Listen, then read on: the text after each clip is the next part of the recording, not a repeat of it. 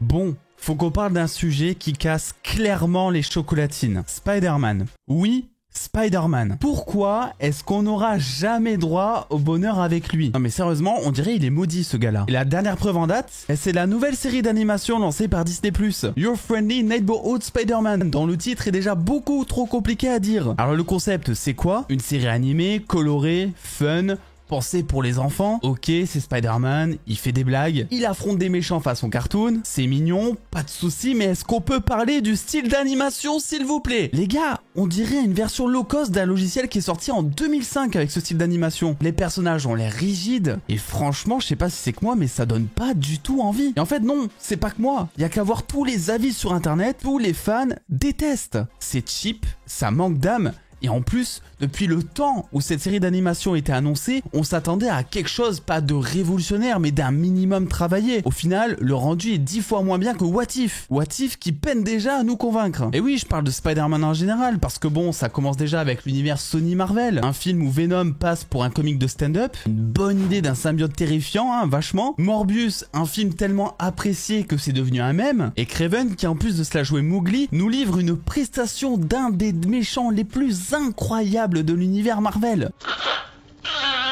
Et puis en vrai, même les films de Tom Holland, ok, ils sont sympas, mais soyons honnêtes, juste 2 secondes. C'est pas non plus au niveau du chef-d'œuvre, et on est tous là à espérer un jour le retour d'un Andrew Garfield. Moi je me pose vraiment une question, comment est-ce que Spider-Man, un héros que tout le monde apprécie, se retrouve coincé avec des projets aussi moyens? Je veux dire, Spider-Man, c'est pas juste le héros qui fait des vannes et qui fait des cabrioles un peu partout. C'est le héros des galères. Peter Parker, c'est le gars qui se relève toujours, même quand la vie lui balance des parpaings dans la tronche. Mais non, on continue à lui donner des intrigues tièdes et des visuels qui sont pas fous. Heureusement qu'il y a eu Cross the Spider-Verse là-dedans pour relever le niveau x10. Je suis désolé, mais Spider-Man, c'est tellement plus. Donnez-lui des intrigues qui nous font chialer, qui nous font décoller la rétine. Des méchants qui nous marquent. Il y a tellement de potentiel, je sais pas comment on fait pour passer à chaque fois à côté. Donnez-lui des projets qui envoient du lourd. Et donc si toi aussi tu penses que Spider-Man mérite mieux que ça, like, abonne-toi et partage. Et dis-moi d'ailleurs en commentaire, dans ton univers parfait de Spider-Man,